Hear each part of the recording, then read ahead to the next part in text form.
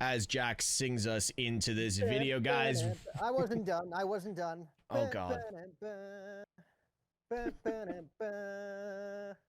Are you done? Time is now. You can't see me. Time is now. It's the franchise all shining now. You can't see me. My time is now. 5 more appearances for John Cena, and one of those appearances is coming up this weekend at WWE's Crown Jewel Live from Perth, Western Australia. That's it, guys. If you were over in the Western Hemisphere, in Canada, the US, make sure you set your clocks early. Jack, it is a 4 a.m. start. If you want the pre-show, it is a 3 a.m. start for you, and it is actually, no, it's a 2 a.m. start for you, and it is a 5 a.m. pre-show start for me over here in Toronto. Jack, let's get into our predictions for this entire show. My first prediction is I am not waking up at 2 a.m. to watch Joe Tessitore and Big E Langston on the pregame panel. Hey, don't forget about Jackie. Prediction of the night, but it's going to be an early wake-up call. I will be up at 5 a.m. because I do want to see this card. So do I. John Cena versus AJ Styles one final time, Steve. I think we're just going to get a 5-star classic between these two. There's no real babyface versus heel story. It's babyface versus babyface. AJ's got his stuff with the Americanos on Monday Night Raw. John Cena's just on his final tour, his final hoorah before he trots off into the sunset. We're just going to get an instant classic between two all-time great rivals. We're getting Cody Rhodes, the WWE champion, versus the World Heavyweight champion, Seth freaking Rollins, one-on-one once again for the first time in 3.5 years. The big storyline, obviously, can Seth Rollins win the big one against Cody Rhodes? Because if not, I guess everybody's going to leave him. Paul Heyman's going to reconsider why he chose him over Roman Reigns. Braun Breaker's going to leave him. Bronson Reed's going to leave him. It's going to be a whole thing. Bronson Reed's got an Australian street fight with Roman Reigns, the OTC. Put the ones to the sky right now, Steve. That's basically bloodline rules. You know I acknowledge my tribal chief.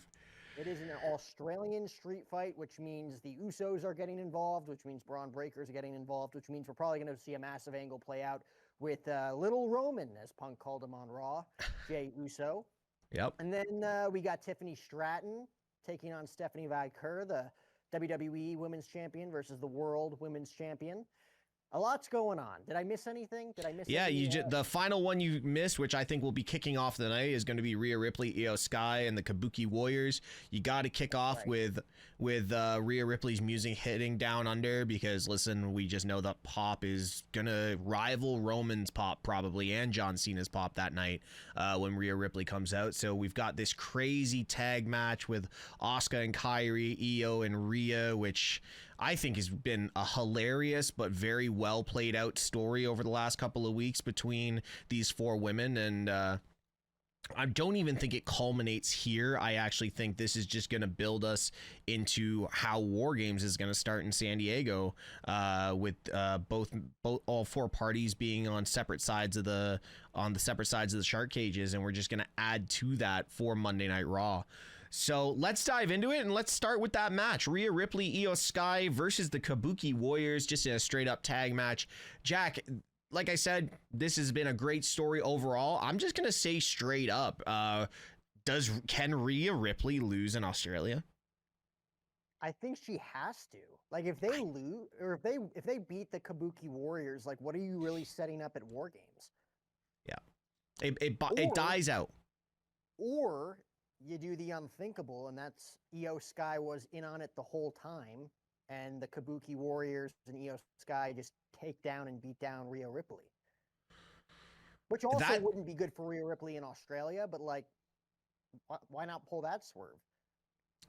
You know, at the end of the day, they always say send them home happy or started off with a bang.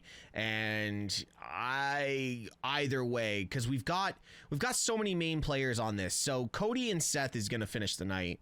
I guess with John and AJ, like, I don't even know how they're going to build this card out. John and AJ start the show, then Rhea, Io, then Roman, Braun. I imagine Cody Seth's closing the show. Cody Seth has to close the show. Has to close the show.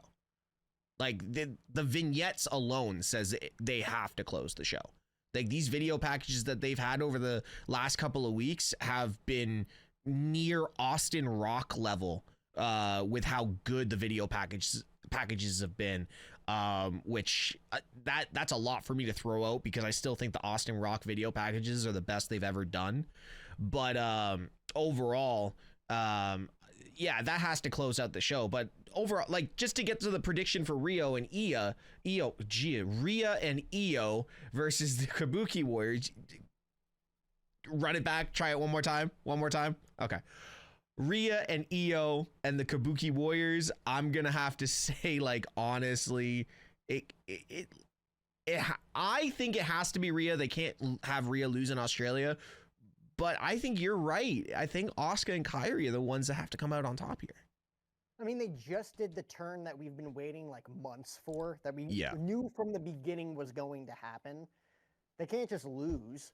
You got to build them up. And who better to build them up against than your two biggest baby faces in the women's division on Monday Night Raw, which is Rhea Ripley and Io Sky. So, yeah, you have them win.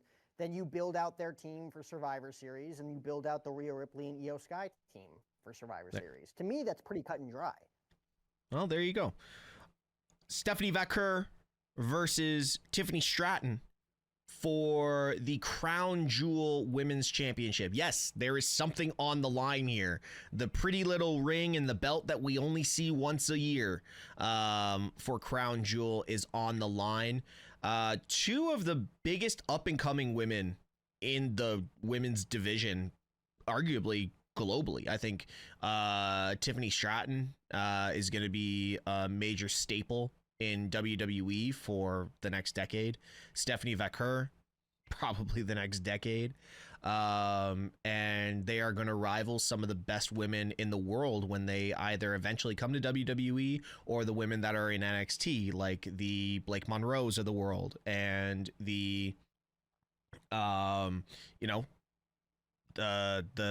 oh God, I can't even think of her name. The Lash Legend, the Jada Parkers, these women that are going to be up and comers on the main roster in the next 5 years. These are going to be your two, with Rhea Ripley and Io Sky there as well. So who do you got? Because I have not found this build to be exciting at all. I said in one of my previous videos, I hate contract signings. I've always hated contract signings.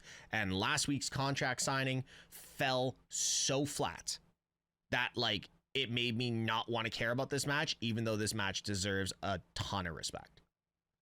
I think if it wasn't Cody Rhodes versus Seth Rollins and the history that they've had with one another, that men's Crown Jewel Championship match wouldn't have a story. And the fact that, like, Seth Rollins keeps saying, like, I have to beat him. Like, there's a story there, right? Like, there's not necessarily a story at all here with Tiffany and Stephanie, other than the fact that they are the world champions and they have to face each other at Crown Jewel because those are the rules, apparently.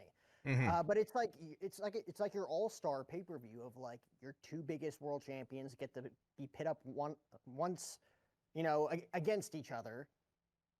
But it doesn't necessarily have to have a story. And we saw it at WrestleMania, unfortunately. This might be a wild take on me because everybody loves Tiffany. She's great. She's 25 years old. She started training to be a pro wrestler 3 years ago, Steve, and she's already at the top of the mountain, which is insane to say. But, like, she's not quite there when it comes to telling a story with top stars yet. Thank you. We saw it at WrestleMania with Charlotte Flair. She's not there yet. Stephanie Vaquer, also very, very new. I mean, the Money in the Bank weekend was like the first weekend where we were like, wow, she's wrestled 3 times in one day, Like, it was like, oh, she's a workhorse. She's great. She's going to get a ton of opportunities. Yeah. And they happen pretty quickly, whether that be because of injuries or I guess it's not an industry. It's a paternal leave, if you will, for Naomi. So now she gets a big opportunity. At some point, she's going to face Io Sky for that championship. At some point, she's going to face Rhea Ripley for that championship. That's for sure. This isn't a match that has to have some big payoff at all, but I do think, in my opinion, Steve, Stephanie Vaquer has to pin Tiffany Stratton. Yep. Yeah, I don't know. Oh, go ahead. Correct me if I'm wrong. Tiffany Stratton really hasn't been pinned since she won the title last year. Tiffany Stratton's undefeated this year. So Tiffany Stratton, to me, though she's technically a babyface at the moment, has been giving me heel vibes since before SummerSlam and her feud with Jade Cargill. In the sense that she's like, I'm 250 days plus as the WWE Women's Champion. Like, nobody's gonna beat me. I'm the best. I'm the prettiest. I'm the greatest of all time. Like, she has that vibe to her, and we already know she's a great heel. We've seen it. She came into the industry as a heel. She's a Barbie doll who just thinks she's better and prettier and the most popular person in the world compared to everybody. She's that bully popular girl in high school, you know, that everybody hates but wants to be. That's what Tiffany Stratton is. So this is the perfect opportunity to have Stephanie Valkyr, who's kind of like that, you know, almost like AJ Lee, kind of like that, you know, Sketcher wearing, Chuck Taylor wearing, you know, cool kid who really doesn't give a crap what anybody thinks about her, and she's going to come in and take down the most popular girl in school, and the most popular girl in school is going to have a big problem with it, and it's going to affect her psyche, and then she's going to officially turn heel heading into WrestleMania season. Yeah, I look at Tiffany Stratton, and what was the saying back in the day? I can't even remember which female wrestler it was, but it was all the girls want to be me and all the guys want to be with me. Sable used to say that, and that's what Tiffany Stratton is. That the high school bully that all the guys were in love with and all the girls wanted to be. You know, she was that person, and I think. Actually, Tiffany Stratton has been giving me heel vibes coming out of WrestleMania because of how she dealt with that situation with Charlotte. Like, I think, especially when you go back and watch Unreal, I think Tiffany was the instigator there in that entire drama fest. Granted, Charlotte did not help that situation whatsoever, but I felt Tiffany was, you know, the rookie coming out of that and the one who was made to look like the bad guy, and that has carried throughout the year. And Stephanie Valkyr has slowly just been biding her time, taking the opportunities when they come. And yes, there have been some setbacks, obviously, with the Naomi situation, with her getting pregnant and having to take away from certain opportunities that Stephanie was getting through that feud. You know, Stephanie has taken the slow road over the year, but she has come to Night of Champions, and I think it has to be like, I think Tiffany needs to be knocked down a few pegs, and it's going to be like she's gonna lose to Stephanie, and then probably it's gonna roller coaster and tumble like snowball all the way to Survivor Series, where she's probably gonna lose to Jade Cargill, and Tiffany Stratton's gonna end the year with nothing, and we're gonna go into the 2026 starting with Jade Cargill as your women's WWE champion. So I'm going with you on this. I got Stephanie Valkyr coming out on top as the 2025 women's crown jewel champion. I just think she's the brand new world champion on Monday Night Raw. Tiffany hasn't been pinned in almost a year. This is the person that you have Tiffany get pinned with, is Stephanie Valkyr. It's literally QB1 and QB2 in your women's division right now.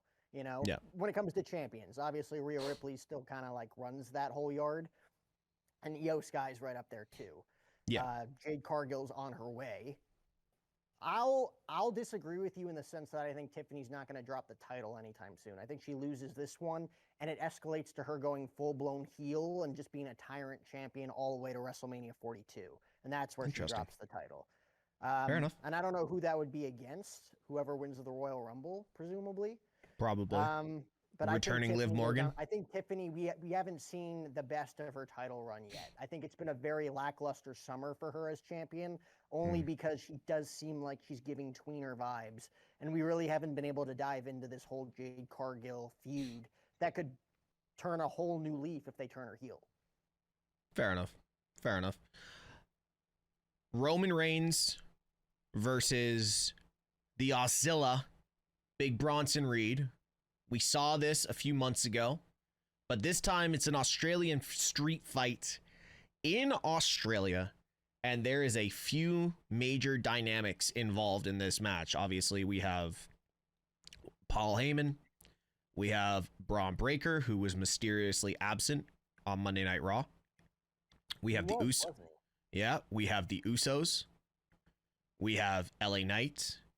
We have CM Punk. All these guys that are involved somehow with Big Bronson Reed and Roman Reigns. And like I said, Australian street fight, anytime they say street fight, it's bloodline rules at this point.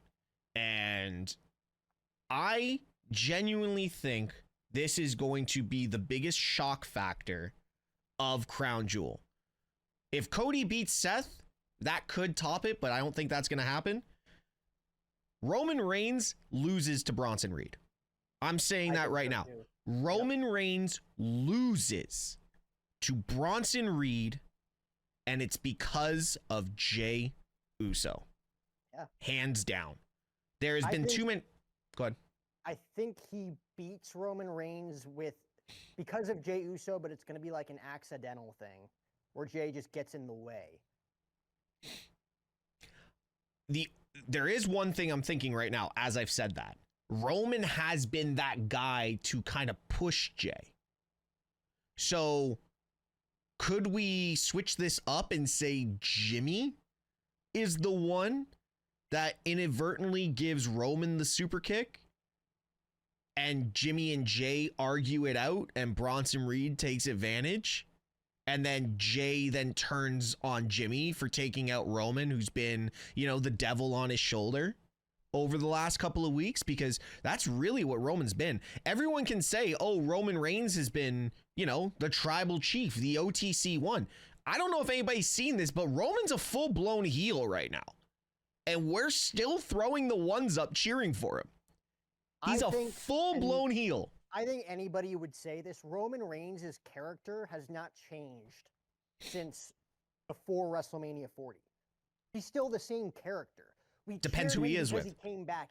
We cheered him because he was taking on the heel Solo Sikoa. He was taking on, Seth Rollins and CM Punk just in a mega match. Him and Paul Heyman for that brief period of time before Heyman turned were baby faces in the sense that people were just happy to see Roman back. He teamed up with Cody Rhodes for the common enemy of Solo Sikoa and Jacob Fatu at Bad Blood last year. Yeah. Roman Reigns, he's not a face, he's not a heel, he's not a good guy, he's not a bad guy, he's the guy. He's the guy, He's Roman. The character has not changed.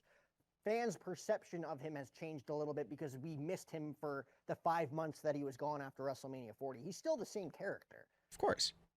But what I'm saying is it always depends on who he's put up against, on which side of the fence Roman is balancing on.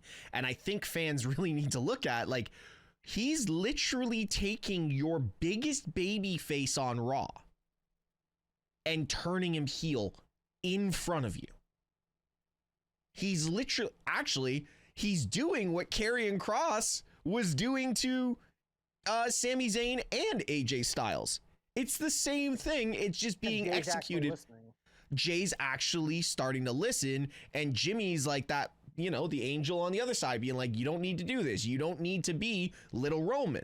You know what I mean? So right now with Jimmy Uso with Jey Uso, Roman is a full-blown heel.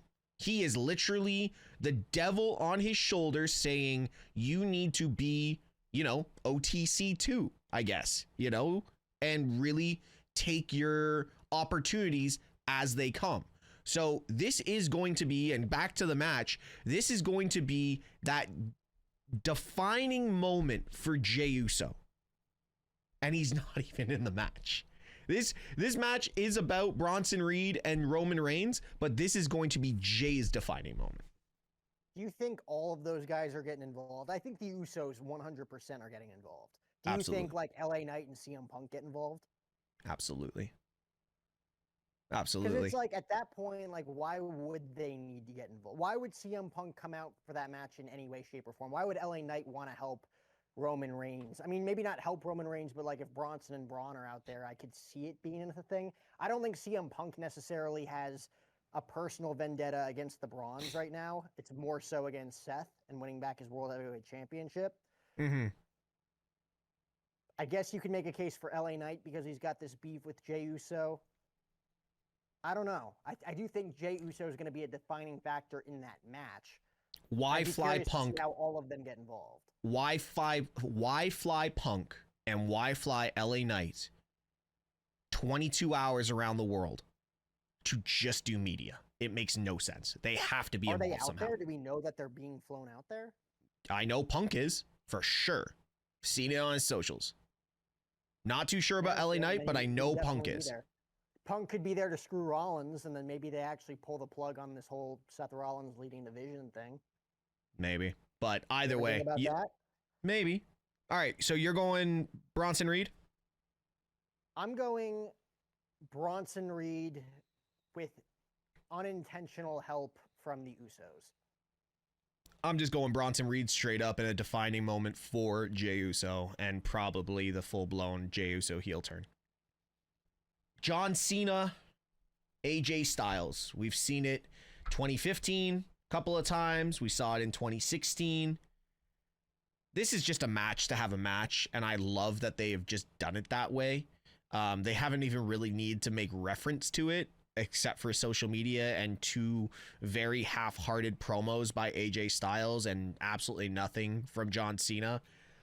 I'm excited for this match because I'm a major fan of AJ Styles, and like I mentioned to you last time, I'm happy this countdown is getting close, that we can finally say like farewell in the nicest way to John Cena. But this is arguably the match I'm looking forward to the most so far over this entire year is AJ Styles versus John Cena. This is just going to be a straight up 5-star classic between two legends that never disappoint when they're in the ring with one another. It's been almost 8 years since they've had a one-on-one match. There's no story. AJ Styles has his beef, you know, with El Grande Americano and the Americanos on Raw. John Cena's just on his final 5 matches in his entire career. This is just going to be a clinic, a masterpiece that I hope does not get interfered by Brock Lesnar. That's the only thing that I think that like they're almost telling us that like this is just going to be a pure wrestling match between two Hall of Famers that are both retiring within the next, 8 to 12 months. Yeah. I really hope they don't spoil it by like Brock Lesnar F5ing the both of them and like just suplexing the both of them until they can't stand up. I really hope they don't do something stupid like that, because this is just an opportunity to give Perth, Australia an awesome wrestling match that, in my opinion, if it is just an awesome wrestling match, John Cena beats AJ Styles. Yes. I think that's how you do. John Cena gets his 100th premium live event victory in his entire WWE career against AJ Styles. The only way that this match isn't just a pure wrestling match is if they pull something like that to where they set up John Cena's next match at Raw or at Survivor Series. Yeah, I'm on board with you. I want this to be a pure wrestling match. I want this to go 13, 17 minutes of just back and forth, a couple of callbacks, just, crazy. Even a couple of TNA references would be really cool by AJ Styles and John Cena. I would really like to see get Luke Gallows and Carl Anderson to make an appearance. We did hear about that on social media not too long ago about the Good Brothers being close by with AJ Styles. So that would be interesting. But overall, I'm going John Cena as well. But I would love to see this just to be pure. And then we go into Monday Night Raw talking about, a tournament.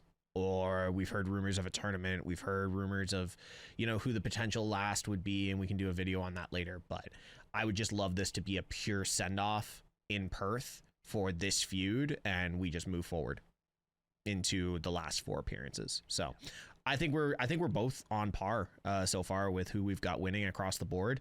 And the final match of the night, Seth freaking Rollins versus the QB1 Cody Rhodes for the men's Crown Jewel Championship. And it is Cody defending his Crown Jewel Championship from last year, because Cody was the inaugural with Liv Morgan.